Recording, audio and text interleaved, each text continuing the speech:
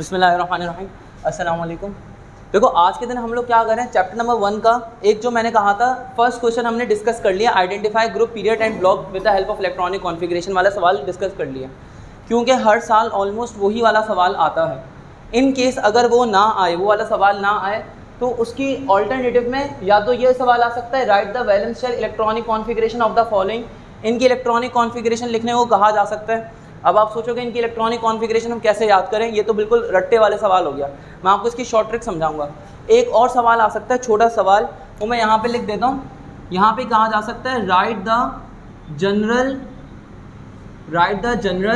Valence shell electronic configuration, write the general valence shell electronic configuration of the following groups.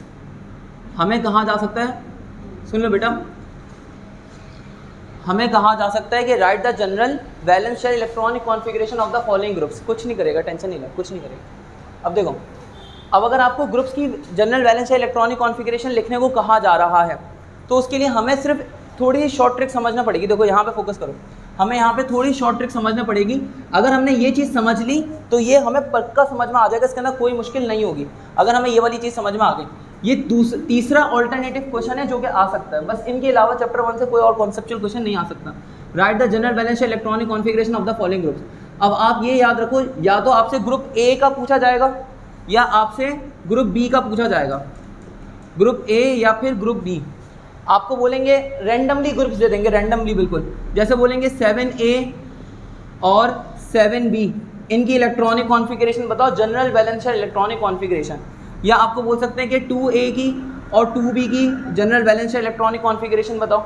या फिर आपको कह सकते हैं, मान लो कि 4A की और किस चीज़ की, 4B की इलेक्ट्रॉनिक कॉन्फ़िगरेशन बताओ, या 3A और 3B की इलेक्ट्रॉनिक कॉन्फ़िगरेशन बताओ। रैंडमली कोई भी आपको ग्रुप उठा के दे सकते हैं, इसमें कोई टेंशन वाली बात नहीं है। करना कैसे है, अगर ग्रुप ए हो, आपको ये याद रखना है कि ग्रुप नंबर जो होता है ना, ग्रुप नंबर, ये ग्रुप नंबर बताता है number of valence electron, number of valence electron. Group number बताता है कि आखिरी शेल में कितने इलेक्ट्रॉन हैं। हमें सिर्फ वैलेंस शेल की इलेक्ट्रॉनिक कॉन्फ़िगरेशन लिखनी है, सही ना, general electronic configuration. Number of valence electron हमें ग्रुप नंबर से पता लगता है। जैसे कि मान लो यहाँ पे 7A लिखा हुआ है, 7A का मतलब ये है कि वैलेंस शेल में कितने इलेक्ट्रॉन हैं, 7 इलेक्ट्रॉन है। इसी तरह से 2A का मतलब ये है कि आखिरी शेल में 2 इलेक्ट्रॉन है। 4A का मतलब है आखिरी शेल में 4 इलेक्ट्रॉन है, और 3A का मतलब है आखिरी शेल में 3 इलेक्ट्रॉन है। तो आप कैसे करोगे, अगर ग्रुप ए होगा तो पहले आपने फिलअप करना है S को, और फिर जितने इलेक्ट्रॉन बच जाएं वो इलेक्ट्रॉन आपने डाल देने हैं किस चीज़ में, P के अंदर। बात समझ रहे हो, ग्रुप ए है तो पहले आपके पास जितने इलेक्ट्रॉन S में आ रहे हैं उतने फिलअप कर दो, फिर जो इलेक्ट्रॉन बच जाएंगे वो किस में डाल दो, P में डाल दो। अब ग्रुप बी के अंदर आप क्या करो, पहले S को फिलअप करो। S फिलअप करने के बाद आपके पास जितने इलेक्ट्रॉन बच जाएं वो किस में डाल दो, वो इलेक्ट्रॉन डाल दो D के अंदर डाल दो। F में नहीं डालना, आपने सिर्फ किस में डालने, D के अंदर डालना है। यहाँ तक कोई टेंशन है। अब मैं समझाता हूँ। फॉर एग्जाम्पल 7A लिखा हुआ है, 7A का मतलब ये है कि कितने इलेक्ट्रॉन हैं, तो 7 इलेक्ट्रॉन है। S में कितने ही इलेक्ट्रॉन आ सकते हैं, S में 2 आ सकते हैं, तो आपने S में 2 डाले, कितने बच गए, तो आपने P में कितने डाल दिए, 5। बात समझ में आ गई। इसी तरह से 2A का मतलब कितने इलेक्ट्रॉन, S में कितने आ जाएंगे, P में कोई जाएगा नहीं जाएगा। 4A का मतलब कितने इलेक्ट्रॉन, 4 इलेक्ट्रॉन, S में कितना आएंगे और P में कितना आएंगे। अगर 3A है तो S में 2 और P में 1। बात समझ में आ गई। अब आपको पता है कि इन सब शेल से पहले या इन ऑर्बिटल से पहले नंबर ऑफ शेल लिखा होता है, जैसे कि 3S 4S 5S जो भी होता है वो लिखा हुआ होता है, N लिखा हुआ होता है, N से मुराद कोई भी नंबर ऑफ शेल। अगर general valence shell electronic configuration होगी तो आप S और P के साथ में NN लगा दोगे। क्या लगा दोगे भैया, N क्या रिप्रेजेंट कर रहा है, नंबर ऑफ शेल, कि कौन से शेल का है।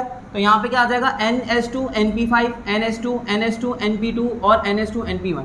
कोई टेंशन वाली बात है इसमें, कुछ भी मुश्किल नहीं है। अगर हम ग्रुप बी की बात करते हैं तो ग्रुप बी के अंदर पहले S को फिलअप करना है, फिर जो इलेक्ट्रॉन बच जाए वो किस में डाल देना है, D में डाल देना। तो यहाँ पे 7B लिखा हुआ है, S में कितने जाएंगे, S में जाएंगे 2 और D में कितने जाएंगे, 5। बात समझ में आ गई।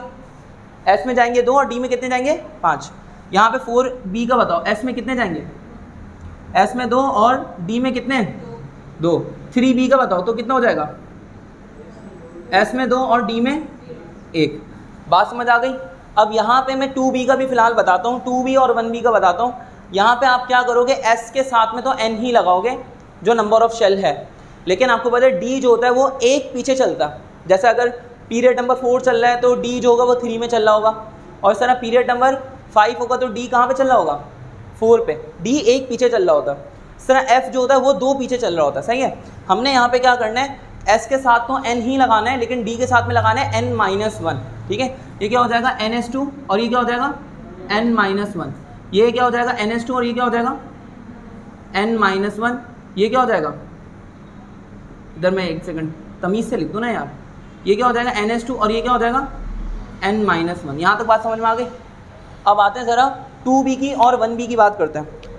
2b के अंदर और 1b के अंदर आप क्या करोगे, 2b मतलब कितने इलेक्ट्रॉन है वैलेंस शेल में, और 1b मतलब एक। तो यहाँ पे आप इलेक्ट्रॉनिक कॉन्फ़िगरेशन बताओ क्या होगी, ns2 और इधर क्या होगी ns1। कोई टेंशन है यहाँ, कोई टेंशन नहीं है। लेकिन अगर आप देखो 2a की भी इलेक्ट्रॉनिक कॉन्फ़िगरेशन ns2 और 2b की भी इलेक्ट्रॉनिक कॉन्फ़िगरेशन क्या है, तो इसमें तो मसला हो जाएगा, तो कॉन्फ्लिक्ट हो जाएगा, ये तो सेम नहीं हो सकती। आपको मैंने कहा था कि 1b और 2b के अंदर आखिर में क्या आता है जिसको हम काउंट नहीं करते, d10। 1b में और 2b में आता है d10, हम उसको काउंट नहीं करते, तो हमने बस लिख देना उसको। तो यहाँ पे क्या लिखोगे n-1 d10, और यहाँ पे क्या लिखोगे n-1 और साथ में क्या लिखोगे d10। हर शॉर्ट ट्रिक के साथ मसला कभी कभी ये होता है कि वो हर केस में नहीं लग पाती, मेजॉरिटी ऑफ द केसेस में लग जाती है। अगर किसी को शॉर्ट ट्रिक से मसला है तो फिर रट्टा लगाओ सबका। सही है। अब आते हैं ज़रा यहाँ पे, मैंने कहा था अगर वो वाला सवाल आ गया तो आप कर सकते हो। आपके 2 सवाल चैप्टर 1 से मैंने सिखा दिया। अब तीसरा सवाल बहुत आसान है। आपको ना ये जो हमारी जो फैमिलीज़ है ना, आपको उसको याद करना है पीरियोडिक टेबल के अंदर। जैसे ग्रुप 1A की फैमिली को क्या कहा जाता है, अल्कली मेटल्स। ग्रुप 2A को क्या कहा जाता है, फिर ग्रुप 3A को बोरॉन फैमिली, ग्रुप 4A को कार्बन फैमिली, ग्रुप 5A को नाइट्रोजन फैमिली, ग्रुप 6A को ऑक्सीजन फैमिली, या इसको चैल्कोजेंस भी कहा जाता है, ग्रुप 7A को हैलोजेंस, और ग्रुप 8A को नोबल गैसेस या जीरो ग्रुप एलिमेंट्स या इनर्ट गैसेस। ठीक है, आपने ये याद रखने हैं। अगर आपने ये याद रखोगे तो आपको इनकी इलेक्ट्रॉनिक कॉन्फ़िगरेशन का रट्टा नहीं मारना पड़ेगा।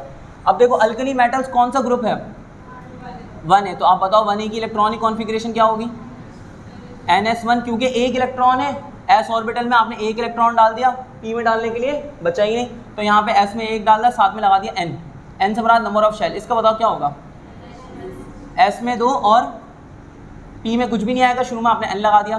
बोरॉन फैमिली ये अल्कली मेटल्स ग्रुप 2A से बिलोंग करता है। सही है। यहाँ पे बोरॉन फैमिली कौन से ग्रुप से बिलोंग करती है, 3A से। बताओ यहाँ पे इलेक्ट्रॉनिक कॉन्फ़िगरेशन क्या होगी, ns2 np1। क्यों, s में 2 इलेक्ट्रॉन, p में 1, टोटल मिला के कितने हो गए, 3। कार्बन फैमिली कौन से ग्रुप से बिलोंग करती है, तो क्या हो जाएगा ns2 np2, टोटल मिला के ये होगा 4 इलेक्ट्रॉन। अब हेलो, ये कौन सी फैमिली है हमारे पास, नाइट्रोजन फैमिली। नाइट्रोजन फैमिली का बताओ 5A, क्या हो जाएगा ns2 np3, टोटल मिला के 5 इलेक्ट्रॉन हो गए। अब इसका बताओ ऑक्सीजन फैमिली या चैल्कोजेंस में क्या होगा, क्या हो रहा है, हिल रहा है, क्या ऊपर से कट गया। अब खैर अब जाने देते हैं, नीचे का देख लेते हैं, नीचे का आ रहा है, चलो देखते हैं। तो असल में ये नीचे हो रहा है ना यार, वो स्क्रू उसका आज मेरा सारा डैमेज हो चुका है, the damage has be done. सही है ना। अब यहाँ पे आते हैं ऑक्सीजन फैमिली और चैल्कोजेंस की बात करते हैं। जो ऑक्सीजन फैमिली है ये कौन से ग्रुप से बिलोंग करता है, 6A से बिलोंग करता है। 6A या इसको चैल्कोजेंस भी कहा जाता है। इलेक्ट्रॉनिक कॉन्फ़िगरेशन क्या होगी, ns2, साथ में आ जाएगा np4। यहाँ पे हेलोजेंस कौन सा ग्रुप हो गया, 7A, क्या हो जाएगी इलेक्ट्रॉनिक कॉन्फ़िगरेशन, ns2 np5। ठीक है, बात समझ में आ गई। नोबल गैसेस या इनर्ट गैसेस या जिसको जीरो ग्रुप एलिमेंट्स भी कहा जाता है, ये कौन सा ग्रुप है, ये है ग्रुप 8A। क्या होगी इलेक्ट्रॉनिक कॉन्फ़िगरेशन, ns2 np6। बात समझ में आ गई कि आसान है मुश्किल है। अब देखो हम s ब्लॉक एलिमेंट्स के अंदर जानते हैं कि s ब्लॉक एलिमेंट्स में s में कितने इलेक्ट्रॉन आ सकते हैं, 2, और 1 से लेके 2 तक इलेक्ट्रॉन आ सकता है ना। s में 1 भी आ सकता है और 2 भी आ सकते हैं। तो हम s block elements, coinage metals को भी फिलहाल थोड़ी देर के लिए स्किप किया, मैं अभी बताता हूँ। पहले s ब्लॉक एलिमेंट्स की बात करते हैं। s ब्लॉक एलिमेंट्स के अंदर क्या है कि हमारे पास टोटल कितने इलेक्ट्रॉन आ सकते हैं, s में 2 इलेक्ट्रॉन। तो हम यहाँ पे क्या करेंगे, यहाँ पे लिखेंगे s में 1 आ सकता है और कितने आ सकते हैं, 1 से लेके 2 तक आ सकते हैं। तो हम इसकी इलेक्ट्रॉनिक कॉन्फ़िगरेशन लिखेंगे S1 से लेकर S2 तक, और शुरू में क्या लगाएंगे, तो हो जाएगा NS1 से NS2 तक।